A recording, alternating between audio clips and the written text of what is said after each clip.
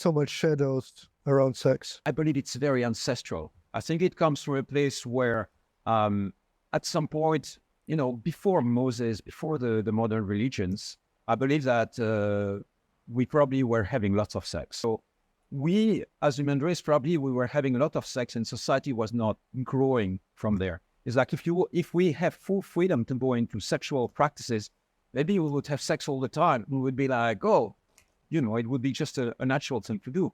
So my belief, what happens is that at some point, the society was very messy. Children would be born. We didn't know who the father was. We didn't know where they came from. It was like this mix of energies. And at some point, when we started developing agriculture and starting to organize society, then we needed a little bit of order around that. So suddenly you have Moses who comes to the Mount Sinai, and he goes like, "You shall not commit adultery. If you do that, you go against the will of God."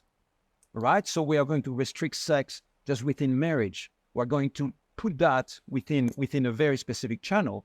And so what happens from now on is that anybody who doesn't follow that rule then commits a sin, and it becomes a taboo. It becomes cheating. It becomes breaking the divine law, right? And so it's just one step further than everything that doesn't happen within the context of marriage, sexual marriage.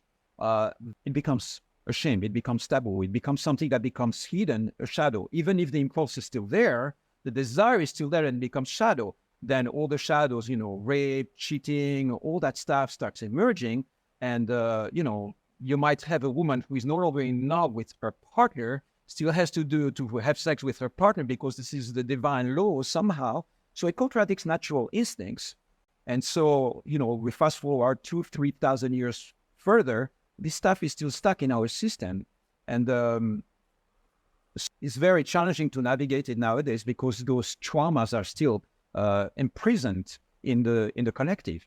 And it doesn't come only from Christianity or Judaism. It comes from, most major religions are going to have some form of, hang on, guys, just hold back, and try to shame anything that has to do with nudity, with sexual behaviors, with all that stuff. And I believe that, we're ready for an embrace. We're ready to change the stories a little bit, one step at a time, slowly, but open up a little bit in the field, see what the shadows are and clear it with all that.